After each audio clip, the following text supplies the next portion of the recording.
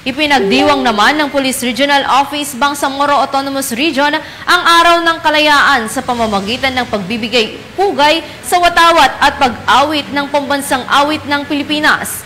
Nakiisa dyan si Police Senior Master Sergeant Jonathan Wagia.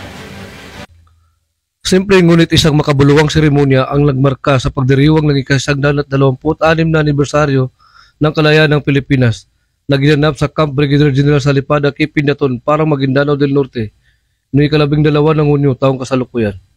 Ang seremonya ay nagsimula sa pag-awit ng lupang inirang at sabayang pagbigkas ng panunumpa ng katapatan sa watawat ng Pilipinas at panata sa bagong Pilipinas.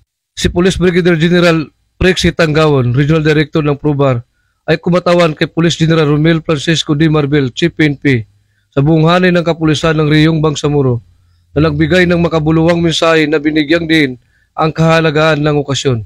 Kanyang kinilala ang katapangan at nasyonalismo ng mga nakipaglaban para sa ating kalayaan, habang kanilang pinangangalagaan ang mga prinsipyo ng demokrasya at pinahalagaan ang kapayapaan, katarungan at karapatang pantao ng ating tinatamasa sa kasalukuyan.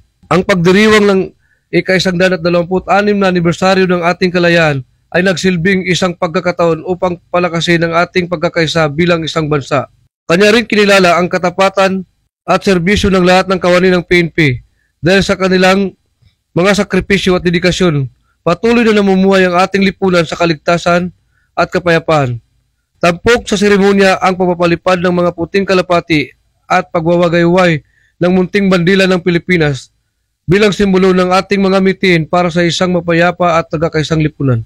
Nagtapos ang programa sa pag-awit ng Pilipinas Kong Mahal na nagpapahiwatig ng pagmamahal sa bansang Pilipinas. Mula dito, sa Riyon ng Bangsamoro, ako ang inyong PNN Correspondent, Police Senior Master Sergeant Jonathan Wagia, alagad ng batas, tagataguyod ng Balitang Pulis. Maraming salamat, Senior Master Sergeant Wagia.